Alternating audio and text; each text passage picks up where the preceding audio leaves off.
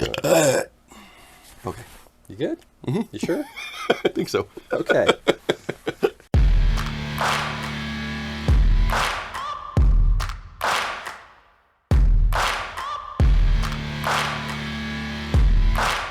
Hey everybody, welcome back to the Whiskey 411. So, why is Dustin wearing the medallion today? Well, go ahead and let him know what we're doing today. We're doing a whiskey tasting. A blind whiskey tasting. Okay, there you go. A little louder for the people in the back. Blind whiskey tasting. Yeah, there you go. So we're going to do a blind tasting today. Now, due to a series of events, because I'm a moron, it's not truly a blind tasting anymore. However, we're going to walk through as though it were a blind tasting. We had some mic issues earlier, so this is actually us recutting it. So thanks for joining us anyway. All right, so what he has in front of him, and this is where I want to preface, is preparation is key when you're giving a blind tasting, whether it's for your brother or for a friend or whomever, or whether it's for customers, especially if you have people who are paying you to do it. Preparation is your friend. Give them their money's worth. Give them the show. Right. Okay? So, step one, get your glasses poured and prepped. Get glasses.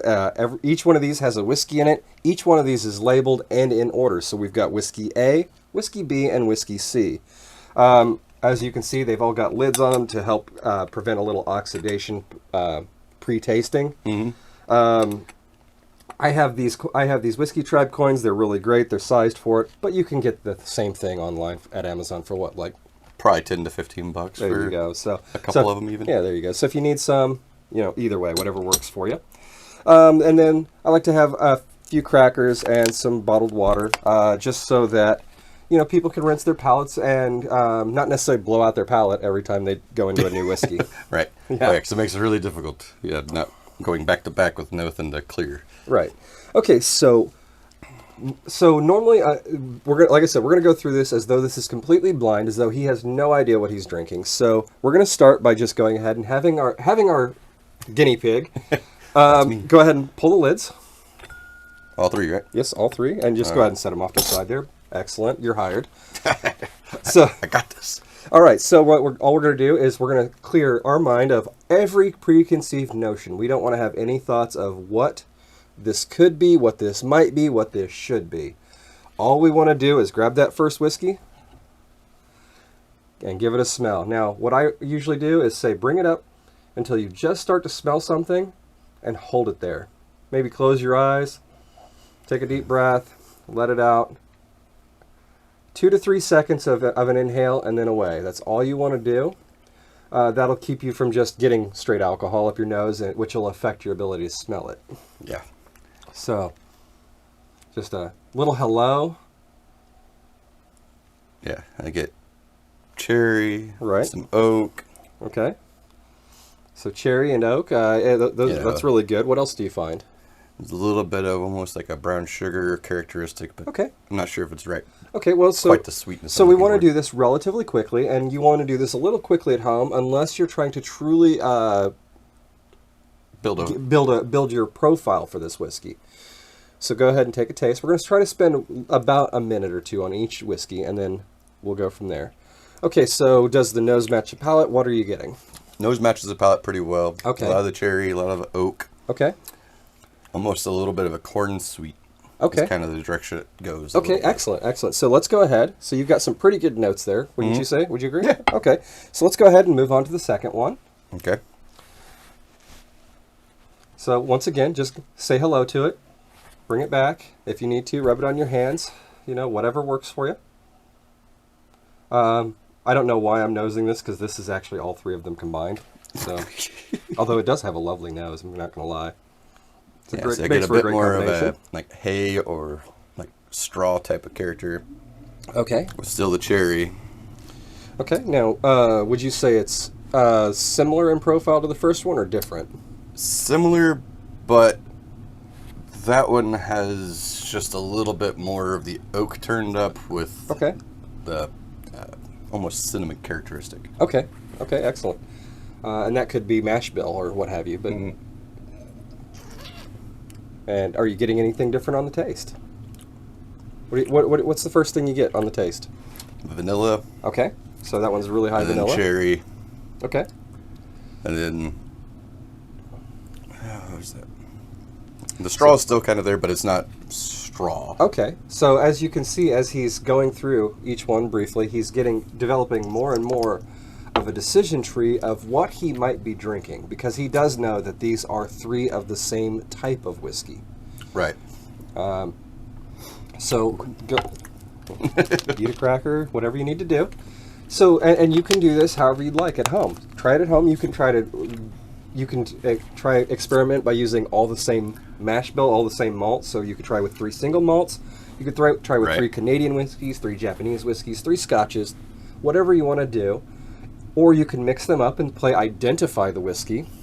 So which one's the Scotch, which one's the Irish, which one's the bourbon. You can play that game. Any number of combinations, and every one of them is a learning opportunity. Every single one. This one's a little bit more subtle than the other 2. Okay. Like softer. Okay. Like softer on the nose. Okay. There's a bit of the cherry still, of course, which, you know. Well, no, that's the whole thing. Is we're doing deductive tasting. So clear your mind.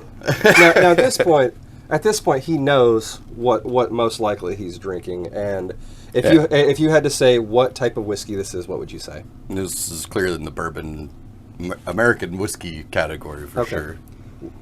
Would you, if I said you have to hammer it down, is this American whiskey or is this bourbon? I'd say bourbon, just because of the new oak, the heavy oak prevalence in the cherry. There you go. And once again, it's all what notes mean it to you. So each person's benchmarks are going to be different. Right. For him, he knows one of his benchmarks, and so what you want to do is actually write that down in a journal. That one of your benchmarks for bourbon is cherry or vanilla. Right. Now, not to say you won't find those in other whiskeys, as he knows. He's not a noob, but not a total noob. There you go. So not to say you won't find those other notes, but it helps you to identify, to start building your decision trees for specific types of whiskeys.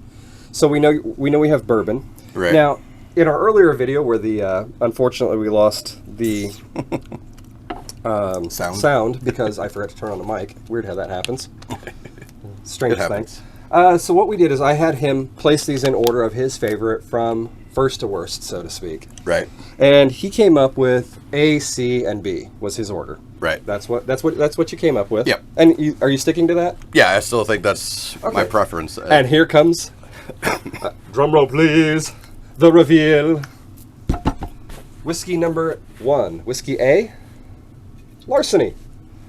92 proof, wheated bourbon, available almost anywhere. Right. For $20-$30, give or take. Yeah. The bottom line, very affordable, very easy to find. Nice wheated whiskey. Number 2. His number 2, mind you, that he liked. Right. Good old classic Maker's Mark. Can't go wrong. Yeah. 45% alcohol, another wheated bourbon. Yep. Available pretty much everywhere. Oh yeah, and pretty much affordable, just about anywhere that you go. One of the most recognizable bottle tops. Oh, that's actually trademark. People get sued for emulating that. Right? No, but that's why it's so recognizable. But once again, very very excellent whiskey in my taste. Especially and very easy to find, very enjoyable wheated bourbon. Right. And number 3. Blanton's. A hand grenade. The holy hand grenade of bourbon. Yes. So this one is 93 proof. Obviously, these are all generally single barrels because that's how they roll with Blanton's. Right. Now, I'm not 100% sure, but I'm pretty sure this is a wheated bourbon. Almost all of these are wheated mash bill, I believe. I could be wrong. If I'm wrong, tell me in the comments. I'm sure they will. All 3 of them. Yep. So, once again, Blanton's. Now, this one, retail is generally $70. However, if you can find it, oftentimes it's unfortunately going for $100 to $120. Seems to be not uncommon. Right. And so one of the points we wanted to make with this, and I wanted to make, aside from let's do a blind tasting and see what we can develop with our skills, right, is that even a experienced whiskey drinker, even someone who has some practice, oftentimes will not pick the expensive one either as their favorite or out of a lineup. Right. You can, if you're at home, try the same thing using 3 bottom shelf bourbons, so to speak, 3 entry-level bourbons, and throw a Jack Daniels in there for shits and giggles. Right. You most likely, if you're doing a tasting, you won't actually pick out the Jack Daniels if someone blind pours it for you. No cheating.